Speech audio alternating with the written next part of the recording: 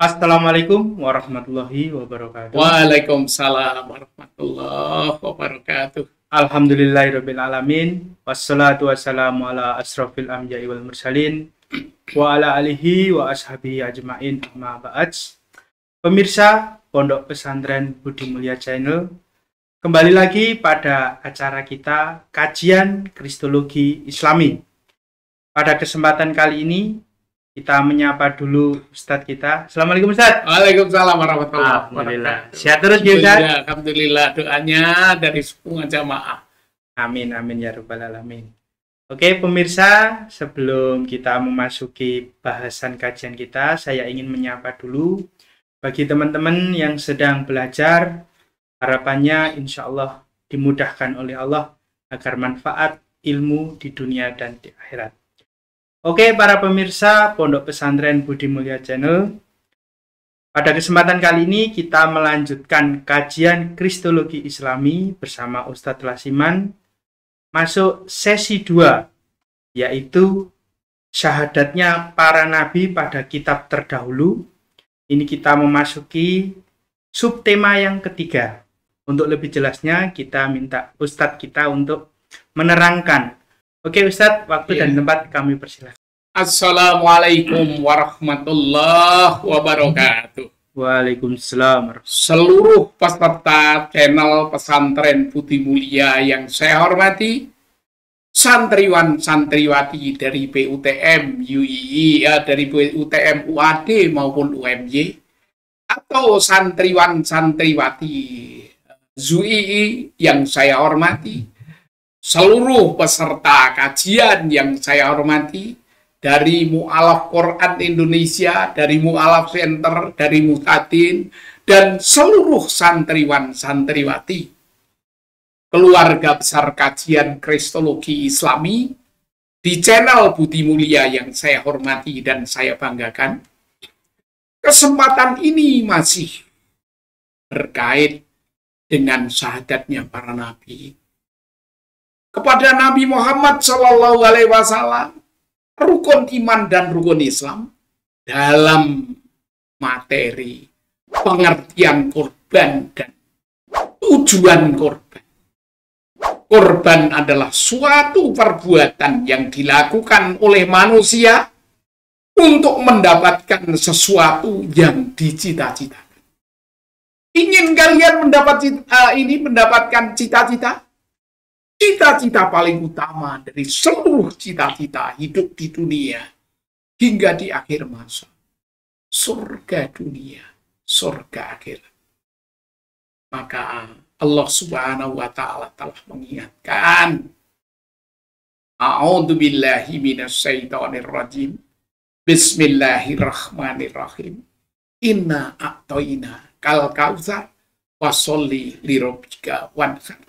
Inna sani kawal abatar. Hidup tiada mungkin tanpa pengorbanan, tanpa perjuangan, mulia adanya. Maka untuk mulia, Islam telah mengajarkan dengan korban, menegakkan sholat, kemudian berukun iman dan berukun Islam.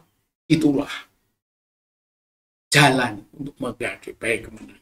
Maka pengertian korban adalah satu perbuatan yang dilakukan oleh manusia untuk mendapatkan sesuatu yang dicita-citakan. Cita-cita kita paling utama adalah Rabbana atina fid dunya hasanah wa fil akhirati hasanah wa qina adzabannar. Untuk itu maka akan segera dibacakan Quran Surat Al-Hajj ayatnya 34 dan 35 sebagai berikut. Silakan dibaca. وَلِكُلِّ أُمَّةٍ جَعَلْنَا مَنسَكًا لِيَذْكُرُوا اسْمَ اللَّهِ عَلَى مَا رَزَقَهُم مِّن بَهِيمَةِ الْأَنْعَامِ فَإِلَٰهُكُمْ إِلَٰهٌ وَاحِدٌ فَلَهُ أَسْلِمُوا وَبَشِّرِ الْمُخْبِتِينَ. Dan bagi setiap umat telah kami syariatkan menyembelih kurban agar mereka menyebut nama Allah atas rezeki yang dikaruniakan Allah kepada mereka berupa hewan ternak. Maka Tuhanmu ialah Tuhan yang Maha Esa. Karena itu berserah dirilah kamu kepadanya. Dan sampaikanlah Muhammad kabar gembira kepada orang-orang yang tunduk patuh kepada Allah.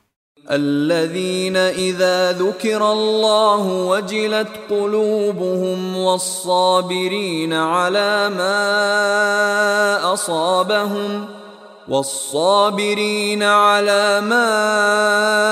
أصابهم والمقيم الصلاة ومما رزقناهم ينفقون, yaitu orang-orang yang apabila disebut nama Allah hati mereka bergetar, orang yang sabar atas apa yang menimpa mereka, dan orang yang melaksanakan sholat, dan orang yang menginfakkan sebagian rezeki yang kami karuniakan kepada mereka. Inilah kunci untuk menggapai cita-cita. Tiap umat itu sudah diajarkan tentang pengorbanan. Ada yang korban secara tradisional dengan nama selain Allah bahkan. Korban yang sesungguhnya itu adalah karena dia hidup dalam hidup yang sebentar ini. Kunci utamanya adalah sholat. As-sholatu miftahu min kulli khair. Sholat itu kunci dari segala kunci keberhasilan. Dan korban itu bukti kenyataan bahwa iman kepada Allah, beramal soleh, yaitu korban. Inilah, sudahkah diri kita untuk mencapai cita-cita itu? Menegakkan rukun iman dan rukun Islam? Sudahkah kita berkorban untuk menggapai cita-cita itu? Itu perlu kita pertanyakan. Bagaimana kenyataan korban Islam yang ada? Silakan dibaca Al-Maidah 27 ini. واتل عليهم نبأ ابني آدم بالحق إذ قربا قربانا فتقبل من أحدهما ولم يتقبل من الآخر قال لأقتلنك قال إنما يتقبل الله من المتقين. Ceritakanlah kepada mereka kisah kedua putra Adam, Habil dan Qabil. Menurut yang sebenarnya, ketika keduanya mempersembahkan kurban, maka diterima dari salah seorang dari mereka berdua, atau Habil, dan tidak diterima dari yang lain, atau Qabil. Ia berkata Qabil, "Aku pasti membunuhmu." Berkata Habil, "Sesungguhnya Allah hanya menerima korban dari orang-orang yang bertakwa." Maka marilah kita berkorban, jangan hanya karena malu, jangan hanya karena musim korban kemudian berkorban sekedar untuk gengsi, tapi berkorbanlah karena takwa. Karena takwa pada Allah Ta'ala dengan menegakkan Quran. Surat Al-Kautsar tadi.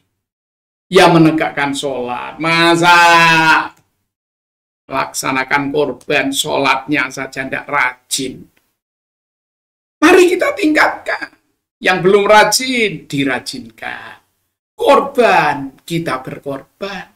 Karena apa? Karena takwa pada Allah Ta'ala. Maka Allah hanya menerima korbannya orang takwa. Bagaimana peristiwa Habil dan Qabil? Merebutkan iklimah yang cantik jelita, butuh pengorbanan yang ada. Ingin mendapatkan yang terbaik, maka berkorbanlah supaya cita-cita kita hidup di dunia bahagia dan mati masuk surga untuk selalu menegakkan sholat dan berkorban. Maka berkali sering saya sampaikan, hidup tiada mungkin tanpa perjuangan, tanpa pengorbanan, mulia adanya bergandengan tangan, satu dalam iman, satu dalam Islam, untuk dapat surga. Itulah bahagiaan yang akan kita gapai dengan ridho Allah Ta'ala. Pun semua memang karena rahmat Allah kita mendapatkan semua. Maka ingin sukses, berkorban dan sholat jangan lupa. Maka dilanjut, siapa sebenarnya yang dikorbankan? Ini jadi perbedaan. Siapakah yang dikorbankan oleh Abraham yang disebut dengan Ibrahim? Abraham itu bahasa Alkitab, Ibrahim itu adalah bahasa Islam, bahasa Quran. Menurut kaum Nasrani, siapa yang dikorbankan? Ya, silakan dibaca ayat Markus 12, 29, 30. Jawab Yesus, hukum yang terutama ialah, dengarlah, hai orang Israel, Tuhan Allah kita, Tuhan itu Esa. Kasihinilah Tuhan Allahmu dengan segenap hatimu, dan segenap jiwamu, dan segenap akal budimu, dan dengan segenap kekuatanmu. Ayat 31. Dan hukum yang kedua ialah, kasihinilah sesamamu, manusia seperti dirimu sendiri. Tidak ada hukum lain yang lebih utama daripada kedua hukum ini. Yang ketiga dua, lalu kata ahli Taurat kepada Yesus, tepat sekali guru, benar katamu itu, bahwa dia Esa dan bahwa tidak ada yang lain kecuali dia. Siapa yang dikorbankan oleh Abraham atas perintah Allah Ta'ala? Pengorbanan yang ada, jangan sekedar berebut, apa Ismail, apa Iskak, apa Yesus, atau pengorbanan-pengorbanan yang lain. Semua pengorbanan dalam hidup ini, segala pengorbanan dalam hidup ini, inna sholati, wa nusuki, wa mahyaya, wa mamati, lillah. Mari segalanya adalah untuk Allah Ta'ala. Maka ketika Yesus ditanya, hukum yang terutama itu apa? Dengarlah orang-orang Israel, Tuhan Allah kita itu Esa. Pengorbanan yang nomor satu, bahwa tiada yang harus dikorbani. Tidak ada yang harus disolati. Tidak ada yang harus dibakti dengan segenap hati. Seluruh jiwa dan raga sampai mati. Itulah ilahi Robbi yang kul huwallahu ahad, Allahu somad, lam yalid walam yulad walam yakul lahu kufuwan ahad. Ada orang-orang yang menuduh orang yang selama ini suka perang, nabinya 27 kali perang. Itu karena apa? Memerangi orang-orang yang mempertuhan selain Allah. Dan cara memeranginya adalah karena diperangi baru pertahanan diri. Bahwa jihad itu adalah perjuangan karena diperangi sehingga memerangi kembali itu untuk bela diri. Maka Islam ini landasannya kasih sayang. Mau mengamalkan segala sesuatu, tidak berlindung kepada Allah dari godaan setan yang terkutuk, tidak basmalah, maka batal. Segalanya adalah karena Allah. Maka jawab Yesus, dengarlah orang Israel, Tuhan Allah kita itu Esa. Maka ketauhidan ini nomor satu.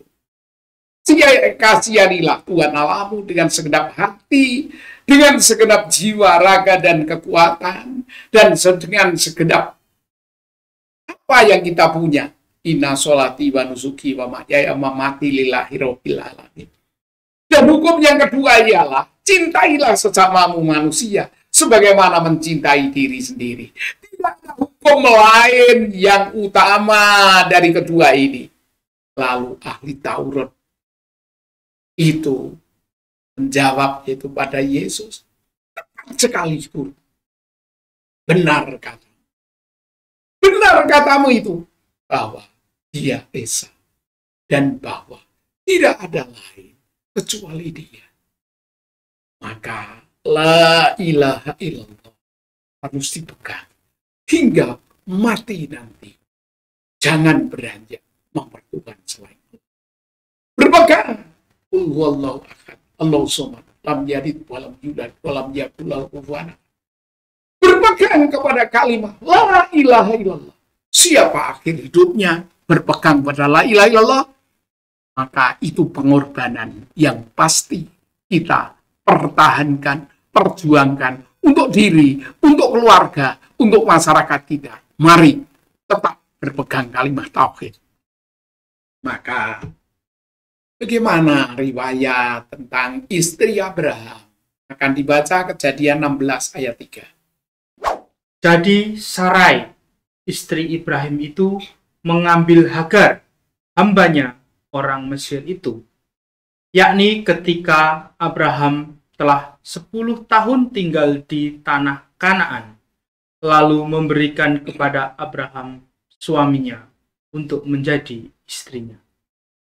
Jadi Siti Hajar itu istri yang resmi, bukan gunde. Bahkan yang menyuruh beristri lagi pada hambanya yang Hagar itu atas permintaan istri dari Abraham yang pertama yang namanya Siti Sarah. Jadi di Kejadian 16 ayat 3, jadi Sarah istri Abraham itu mengambil Hagar hambanya orang Mesir itu, yakni ketika Abraham telah 10 tahun tinggal di tanah Kanaan, lalu memberikan kepada Abraham suaminya untuk menjadi istrinya. Jadi bukan gunde, bukan anak tidak resmi, itu adalah Abraham beristri Siti Hajar, itu resmi atas permintaan istrinya yang tua, karena sudah sampai tidak men lagi, tidak punya anak. Itulah istri yang baik. Jangan sampai jadi istri, silakan mau senang dengan siapa, asal tidak dibawa pulang. Menyuruh suaminya selingkuh, menyuruh suaminya zina, berarti menceburkan ke neraka untuk suaminya. Baik para wanita yang solihah, jika kalian tidak punya anak, suaminya pengen nikah lagi, silakan dicarikan yang solihah supaya berbagi. Ini contoh dari Abraham yang telah beristri Siti Hajar. Yang kalau sudah berhaji, sudah berumroh, sudah sa'i, sudah minum air zam-zam, ini harus mengerti ini ilmu tentang istri Abraham itu resmi. Namanya Siti Hajar atas permintaan istri yang tua, namanya yaitu Sarai. Ini di kitab Kejadian jelas, di Al-Quran surat 37, itu ayatnya, ayat yang ke 100 sampai 112 dan sebagainya itu ada. Tapi sejarah yang penting, setelah mempunyai istri, Abraham itu mempunyai istri Hagar, punya anak. Ini yang penting, silakan dibaca Kejadian 16 ayat 4 sampai 16. Abraham menggambiri Hagar, lalu mengandunglah perempuan itu. Ketika Hagar tahu bahwa ia mengandung, maka ia memandang rendah akan nyonyanya itu. Lalu berkatalah Sarai kepada Abraham, "Penghinaan yang kuderita ini adalah tanggung jawabmu. Akulah yang memberikan hambaku ke pangkuanmu." Tetapi baru saja ia tahu bahwa ia mengandung, ia memandang rendah akan aku. Tuhan kiranya yang menjadi hakim antara aku dan engkau. Itulah ketersinggungan karena Siti Sarah.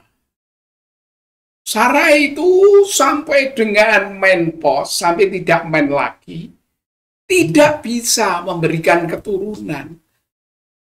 Suruh nikah lagi dengan Siti Hajar. Begitu nikah, kemudian kumpul. Jangan kumpul kebo, jangan kumpul sapi. Jangan lagi pacaran saja belum nikah, sudah pada kumpul. Itu tidak benar. Itulah nafsu hewania yang harus disembelih kepada anak-anak kita. Angkatan muda-mudi yang ada. SMP saja sudah dibagi-bagi alat kontrasepsi, kondom diantaranya. Itu berarti secara tidak langsung memerintah anak-anak untuk zina, memfasilitasi anak-anak untuk zina. Itu bukan tuntunan Islam. Tuntunan Islam itu adalah menghampirinya setelah menikah. Berapa muda-mudi yang masa kini mau jadi ayam-ayam kampus? Bahkan bagaimana pasangan-pasangan yang selingkuh? Bagaimana anak SMP saja sudah dibagi alat kontrasepsi? Itu bertentangan dengan tuntunan yang dicontohkan Abraham. Menghampiri perempuan itu ada ketika Hagar itu adalah sudah menikah. Maksud saya, Siti Hajar itu sudah menikah. Maka dihampiri, kemudian mengandung. Maka mengandung di luar nikah. Itu solusinya bukan dibagi alat kontrasepsi. Ya dinikahkanlah yang resmi. Dididik yang betul. Tapi ketersinggungan Siti Sarah yang tadinya niat dengan baik. Supaya suaminya dan dirinya mempunyai anak untuk jadi tabungan amal soleh. Ternyata merasa tersinggung setelah istri mudanya mengandung. Itulah kecemburuan seorang wanita. Maka dari pengalaman ini, kita harus sabar menghadapi segala sesuatu situasi kondisi yang ada. Untuk ini akan dibacakan Kejadian 16 ayat 4 sampai 6 ini tadi, ya. Dibaca sekali lagi biar lebih jelas. Kata Abraham kepada Sarai, "Hambamu itu di bawah kekuasaanmu. Perbuatlah kepadanya apa yang kau pandang baik." Lalu Sarai menindas Hagar sehingga ia lari meninggalkannya. Lalu malaikat Tuhan menjumpai dekat suatu mata air di padang gurun, yaitu dekat mata air di jalan ke Syur. Katanya, "Hagar hamba Sarai, dari manakah datangmu dan kemanakah pergimu?" Jawabnya, "Aku lari meninggalkan Sarai, nyonyaku." Lalu kata malaikat Tuhan itu kepadanya, "Kembalilah kepada nyonyamu, biarkanlah engkau ditindas di bawah kekuasaannya." Nah, itulah hal yang ada. Maka kalau orang mengatakan bahwa Ibrahim tidak pernah ke Mekah, tidak pernah membuat sumur Zam-Zam, mendalamkan sumur Zam-Zam yang diberikan oleh Allah kepada Ismail ketika Siti Hajar lari sa'i Allahumma sofa wal marwata min syairillah. Maka jangan sampai sudah berhaji, sudah berumroh, sudah bersa'i, tapi tidak mengerti bagaimana sejarah sa'i.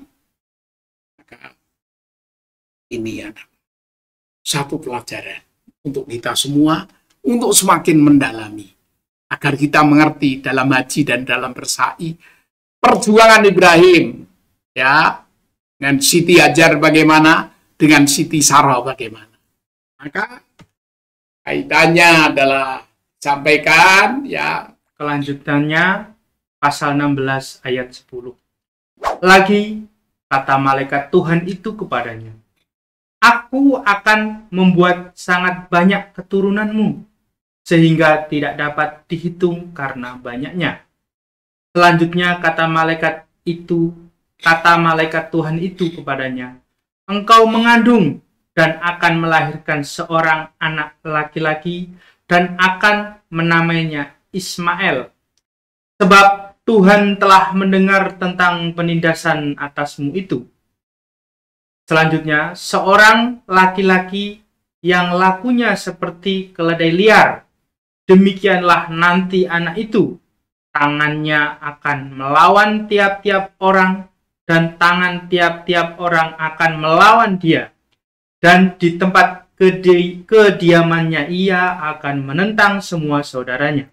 Ya, itulah sehingga bagaimana antara turunan Ismail dan turunan Ishak itu terjadi pertengkaran. Peristiwa Palestina, peristiwa penguasaan negeri Israel, penguasaan yang ada kaitannya dengan Masjidil Aqsa, itu adalah menjadi masalah berkepanjangan sampai sekarang. Ini kenyataan yang sudah dijanjikan Tuhan dalam kitab suci. Maka kita harus mengkaji bagaimana peristiwa Palestina, Israel, perebutan tanah di Israel sana. Bagaimana turunan dari Ismail dan turunan dari Ismail yang mana turunan Nabi Yakub alaihissalam. Inilah gambaran-gambaran yang ada. Maka berikutnya dibaca Kejadian pasal 16 ayat yang ke-13. Kemudian Hagar menamakan Tuhan yang telah berfirman kepadanya itu dengan sebutan, "Engkaulah El Roi," sebab katanya, "Bukankah di sini kulihat dia telah melihatku?" Sebab itu sumur tadi disebut orang Sumur Lahai Roi, letaknya antara Kades dan Beret. Lalu Hagar melahirkan seorang anak laki-laki bagi Abraham, dan Abraham menamai anak yang dilahirkan Hagar itu Ismail. Abraham berumur 86 tahun ketika Hagar melahirkan Ismail baginya. Itulah, Ismail itu lahir ketika Abraham usianya 86 tahun.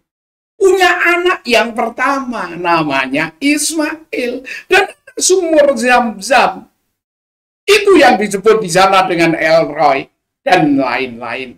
Itu bisa dikaji secara lebih mendalam lagi. Buka footnote dengan pasti. Ujian tidak lulus footnote. Mau ujian skripsi, ujian tesis, ujian disertasi, tidak lulus. Maka untuk lulus jadi orang Islam, mesti beriman pada kitab-kitab terdahulu yang dikoreksi dan dibenarkan dengan Quran sebagai kitab utama yang benarnya tak diragukan lagi. Maka jangan beranjak dari sini. Kajian Kristologi Islami untuk semua santriwan-santriwati. Kajian Kristologi Islami ini penting untuk disimak. Maka selanjutnya tentang keistimewaan Ishak akan segera dibaca. Tentang keistimewaan Ishak pada Kejadian pasal 21 ayat 1 sampai 7. Ayat yang pertama. Tuhan memperhatikan Sarah seperti yang difirmankannya, dan Tuhan melakukan kepada Sarah seperti yang dijanjikannya. Ayat yang kedua. Maka mengandunglah Sarah, lalu ia melahirkan seorang anak laki-laki bagi Abraham dalam masa tuanya, pada waktu yang telah ditetapkan sesuai dengan firman Allah kepadanya. Ayat yang ketiga. Abraham menamai anaknya yang baru lahir itu Ishak, yang dilahirkan Sarah baginya. Inilah sejarah umat Islam. Buka Quran surat 37 ayat 101 sampai 112. Setelah peristiwa pengorbanan yang ada, Ismail telah dikorbankan karena Ibrahim atau Abraham itu taat, sehingga Allah memberikan kepada Sarah seorang anak.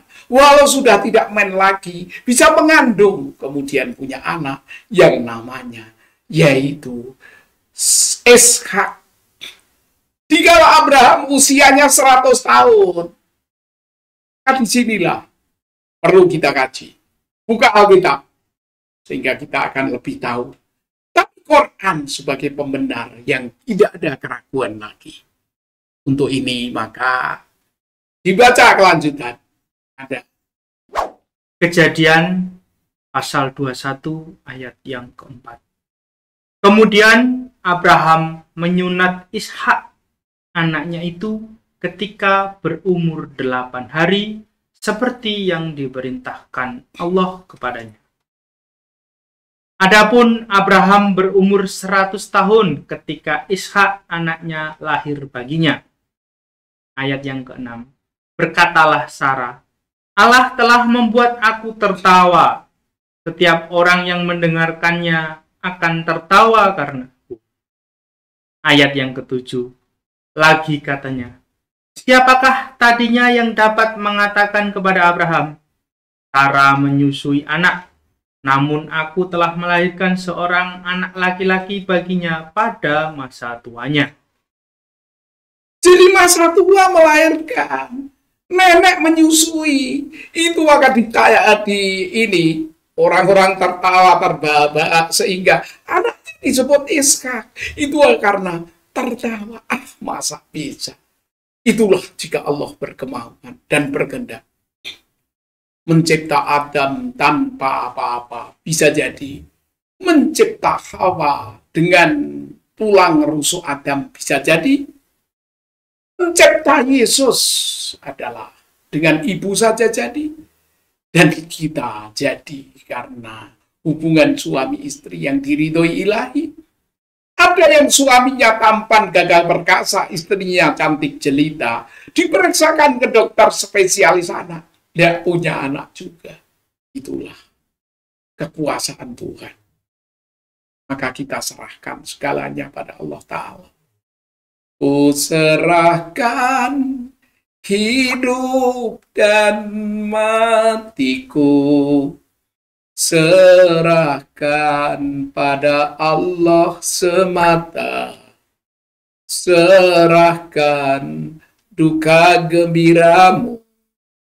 Agar damai senantiasa hidupmu. Agar hidup kita damai senantiasa sampai akhir hayat. Mari kita serahkan semua pada ilahi. Mari tegakkan sholat. Mari bertauhid tiada Tuhan selain Allah. Mari berkorban untuk mencapai cita-cita bahagia dunia sampai surga. Dan kita mentaati Allah Ta'ala. Untuk itu, Abraham menyuruh Hagar ini dan Ismail pergi ke gurun pasir. Inilah riwayat bahwa Abraham menyuruh Hagar untuk datang, yaitu mendatangi tempat yang namanya di Mekah sana, yaitu untuk menunggui bait Allah Ka'bah. Dan sejarah sumur Yam-Yam bisa lihat di kejadian ini. Jadi bagaimana menyuruh pergi di kejadian 21 ayat 13 sampai 19. Kemudian sejarah sumur Yam-Yam, buka surat Kejadian pasalnya 21 ayat 14 sampai 34. Hal ini kalau para pemirsa pengen brosur atau pengen buku, kami ada bukunya. Suatu saat bisa pesan ke pesantren Budi Mulia atau di channel ini kepada pengurus. Maka berikutnya perintah Allah kepada Abraham untuk menyembelih korban. Baca Kejadian 22 ayat 2. Pembahasan perintah Allah kepada Abraham untuk menyembelih kurban pada Kejadian pasal 22 ayat 2. Firman-Nya, ambillah anakmu yang tunggal itu yang engkau kasihi, yakni Ishak. Pergilah ke tanah Moria dan persembahkanlah dia di sana sebagai kurban bakaran pada salah satu gunung yang akan kukatakan kepadamu. Jadi korban yang jadi polemik, asumsi dari semua yang berasumsi Ada yang berasumsi yang dikorbankan itu Ismail. Karena memang kenyataan anak tunggal dari Abraham yang pertama ketika itu anaknya resmi anak Abraham itu Ismail. Jadi masuk akal jelas bahwa yang dikorbankan itu Ismail. Karena anak yang tunggal dari Abraham itu adalah yang lahir ketika Abraham berusia 86 tahun, itu Ismail. Sedang kalau Ishak itu bukan anak tunggal, anak kedua. Yang lahirnya ketika Abraham usia 100 tahun. Pikirkan. Ada pun yang mengatakan bahwa yang dikorbankan itu adalah Yesus sebagai penebus dosa dunia. Silakan kalian berargumentasi dengan argumentasi yang menggunakan akal budi dengan pasti, yang menggunakan footnote dengan pasti. Mana menurut pendapat kalian? Yang dikorbankan Ishak, yang dikorbankan Ismail, yang dikorbankan Yesus untuk menebus dosa dunia. Ini tidak ada paksaan. La ikraha fiddin, qad tabayyana rusdu minal ghayy. Baca Al-Baqarah 257. Allahu waliyyul ladzina amanu yukhrijuhum minadh dhulumati ilan nur walladzina kafaru awliya'uhumut taghutu yukhrijunahum minan nuri iladh dhulumat Ulaika ashabun nari hum fiha khalidun. Allah pelindung orang yang beriman. Dia mengeluarkan mereka dari kegelapan kepada cahaya atau iman. Dan orang-orang yang kafir, pelindung-pelindungnya adalah setan yang mengeluarkan mereka dari cahaya kepada kegelapan. Mereka adalah penghuni neraka, mereka kekal di dalamnya. Iya, dari 56-nya dibaca sekalian supaya lebih jelas. Al-Baqarah ayat 256. La ikraha fid din, qad tabayyana ar-rushdu minal ghayy.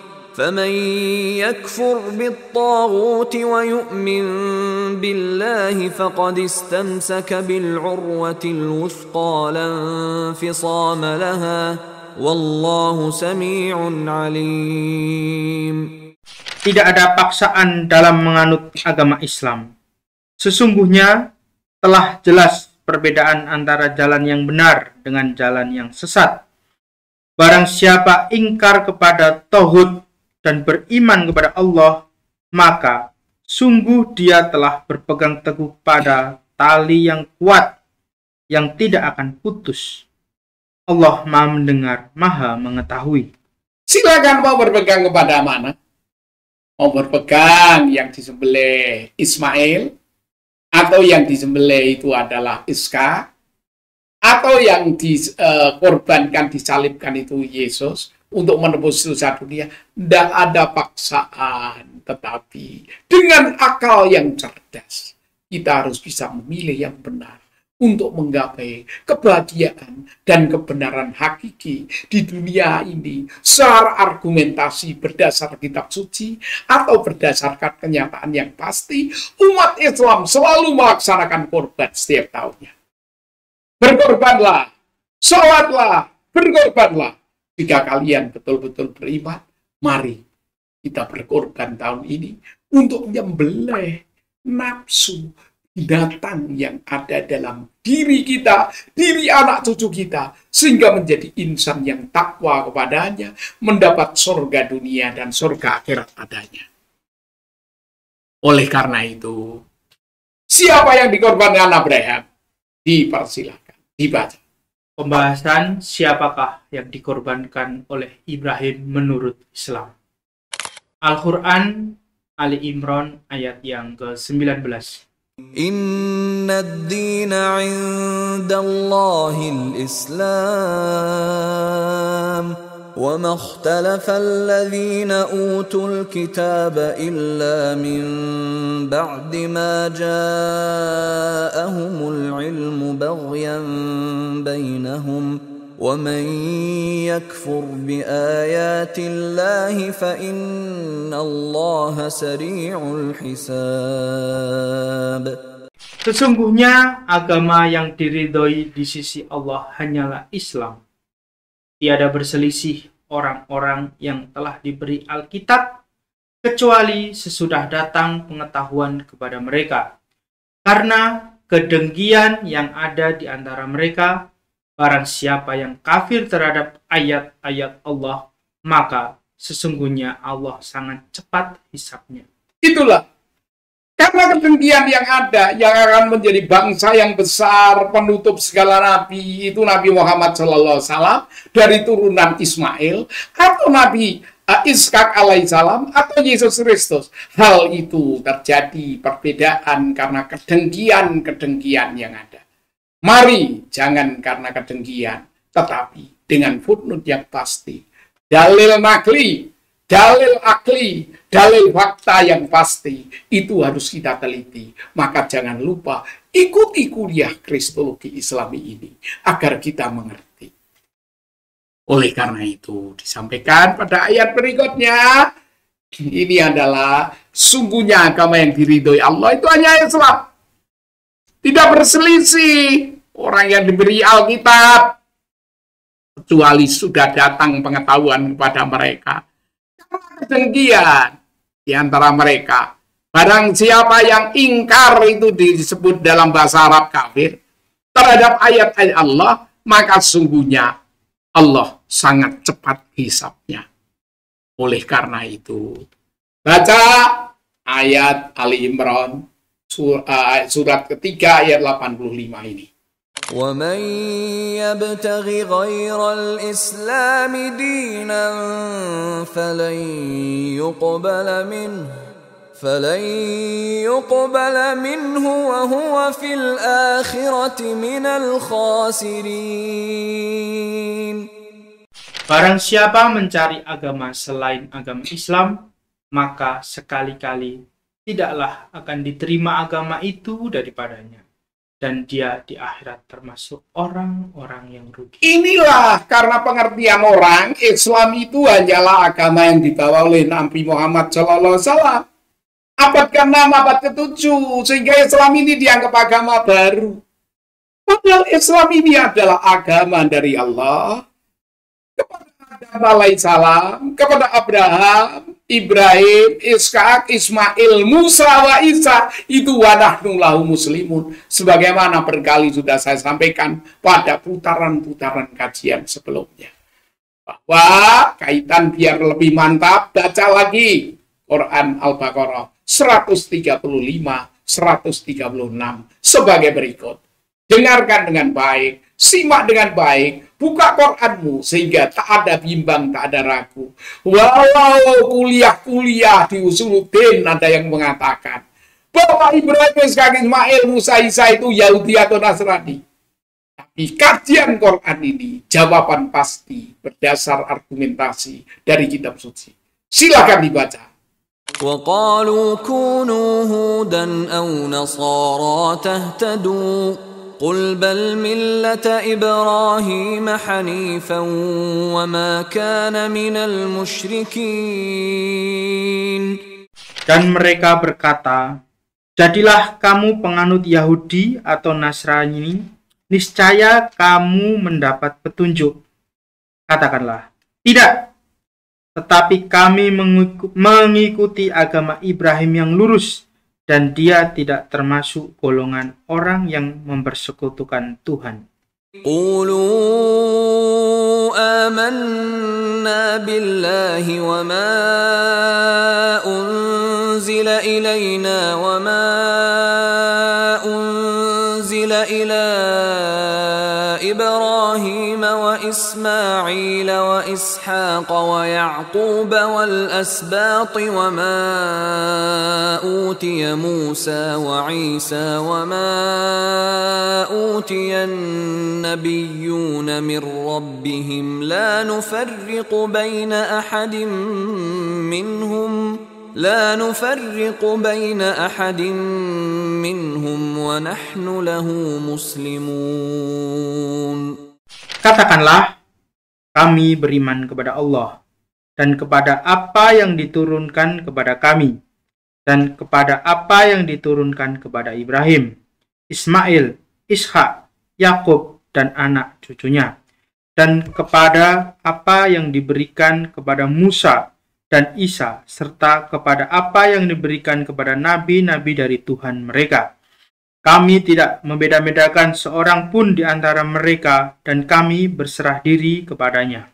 Jadi orang yang benar itu wa nahnu lahu muslimun. Ibrahim, Ishak, Ismail, Musa, wa Isa itu muslim. Muslimun itu berserah diri. Maka mari, agar tak menyesal di hari nanti, yang akan turun di akhir zaman nanti, Nabi Isa turun sebagai muslim, pengikut Imam Mahdi. Oleh karena itu, mari kita tegakkan Quran dan Islam ini. Dan ikuti Allah, ikuti Nabi Muhammad SAW. Ayat ini tadi katakan orang-orang mukmin, kami beriman pada Allah, beriman pada apa yang diturunkan kepada kami, termasuk kitab-kitab suci, termasuk Taurat dan Injil yang telah dibenarkan, yang telah dirubah, ditambah, diganti, dikurangi, disembunyikan dengan Quran sebagai pembenar. Apa yang diturunkan pada Ibrahim, Ismail, Ishak, Yakub, Musa, anak cucunya, dan sebagainya, termasuk pada Nabi Isa alaihissalam. Agama Nabi Ibrahim itu adalah bagaimana Quran surat 2 ayat 131 dan 132. Silakan dibaca. Pernyataan terkait agama Nabi Ibrahim dalam Quran surat Al-Baqarah ayat 131. إذ قال له ربه أسلم قال أسلمت لرب العالمين. Ketika Tuhannya berfirman kepadanya, tunduk patuhlah, Ibrahim menjawab, aku tunduk patuh kepada Tuhan semesta alam. Quran surat Al-Baqarah ayat 132. ووصى بها إبراهيم بنيه ويعقوب يا بني إن الله اصطفى لكم الدين فلا تموتن إلا وأنتم مسلمون. Dan Ibrahim telah mewasiatkan ucapan itu kepada anak-anaknya.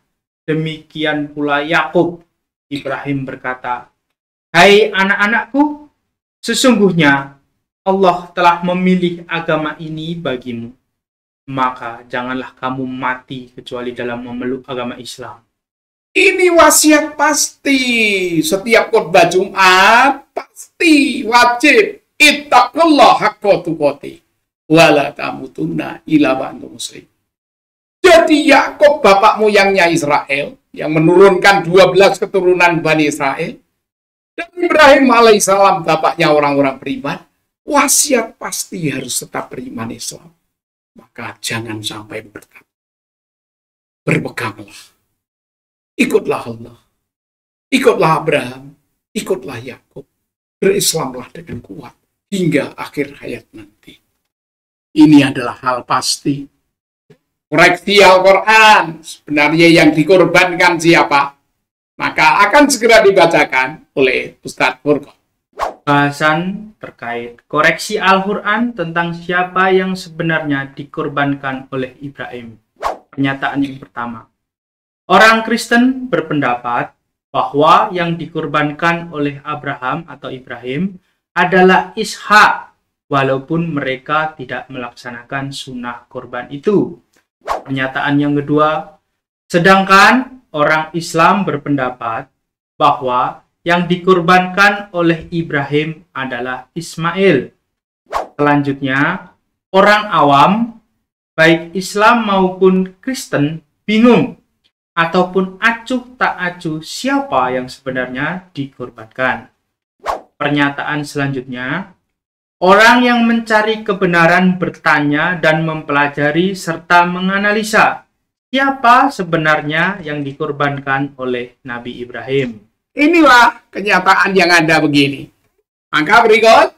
Pernyataan semuanya itu dijawab dalam Quran surat Al-Baqarah ayat ke-42. ولا تلبسوا الحق بالباطل وتكتموا الحق وأنتم تعلمون. Dan janganlah kamu campur adukkan yang hak dengan yang batil, dan janganlah kamu sembunyikan yang hak itu, sedang kamu mengetahui. Jadi Al-Baqarah ini menjawab, ada yang campur aduk antara benar dan salah, hingga membuat orang bingung. Maka belajarlah agar kita mendapat petunjuk yang pasti dan tidak ada keraguan lagi, yaitu ayat-ayat Quran. Siapa sebenarnya yang dikorbankan Ibrahim? Berdasar kitab Kejadian 22, yaitu kaitannya apa? Yaitu membela anakmu yang tunggal itu. Anak tunggal Ibrahim ketika itu baru setunggal, ya Ismail, bukan Ishak, bukan yang lain lagi. Jangan bingung. Ikuti kajian kristologi ini hingga tuntas yang ada. Maka karena Ishak itu adalah lahirnya sebagai adiknya Ismail ketika 100 tahun, maka tidak bisa disebut bahwa Ishak itu anak Abraham yang tunggal. Kalau anaknya Siti Sarah yang tunggal, betul. Anaknya Siti Hajar yang tunggal, ya jelas Ismail, dan jelas itu anaknya Abraham. Demikian. Jangan sampai bimbang dan jangan sampai ragu. Maka koreksi bisa dilihat surat 101 ya ayatnya dari surat 37, 102 dan 112. Bisa lihat kontrol yang ada. Dan kami beri kabar gembira dengan kelahiran Ishak itu adalah pada Quran surat 37 ayat 112 setelah pelaksanaan korban. Kesimpulan silakan dibaca.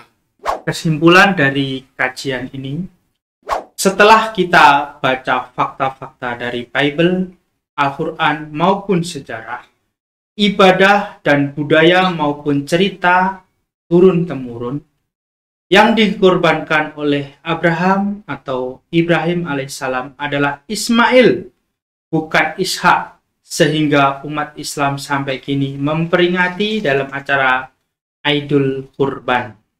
Inilah kenyataan yang ada, maka mari kita laksanakan apa yang ada di dalam Al-Quran.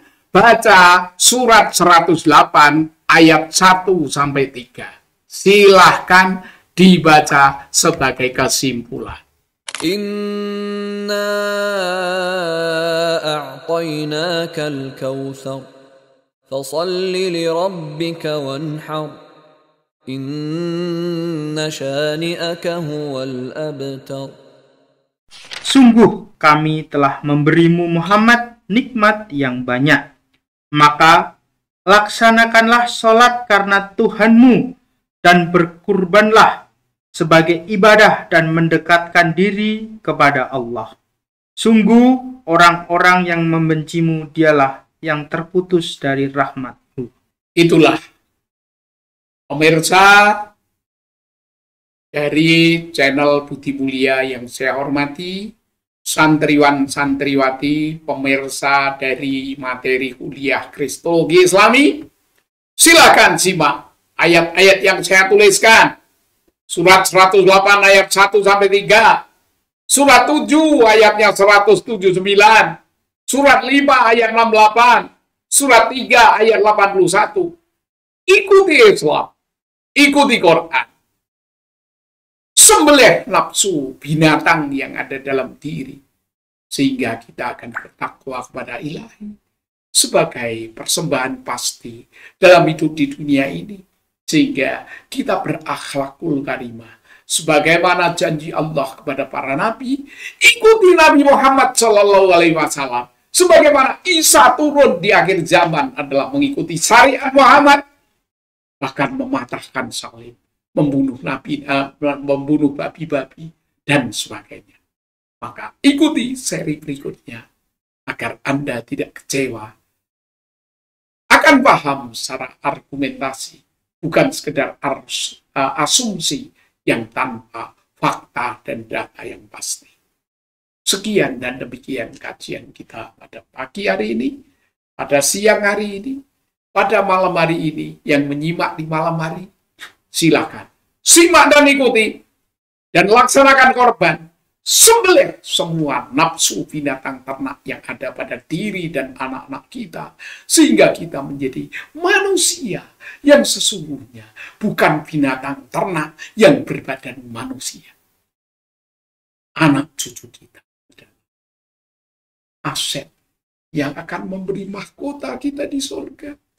Mari kita didik dengan pasti untuk paham Quran dan mengkaji, membedakan yang salah dan benar sebagai huda linnas wa bayyinati minal huda wal furqan. Ingin beruntung, tegakkan Quran sepanjang masa.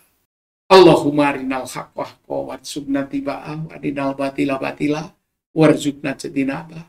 Subhanakallahumma wa bihamdika asyhadu an la ilaha illa anta astaghfiruka wa atubu ilaik.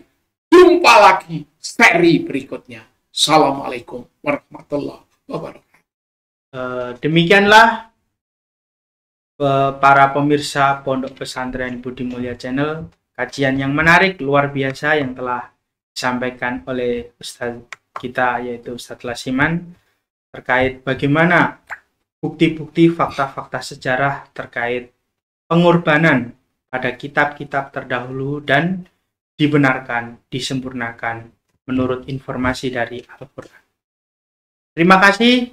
Demikian saya selaku pembawa acara pada kesempatan kali ini, Furqon Rahmat Widodo. Mohon maaf apabila ada salah kata, salah ucap. Terima kasih. Akhirul kalam. Assalamualaikum warahmatullahi wabarakatuh.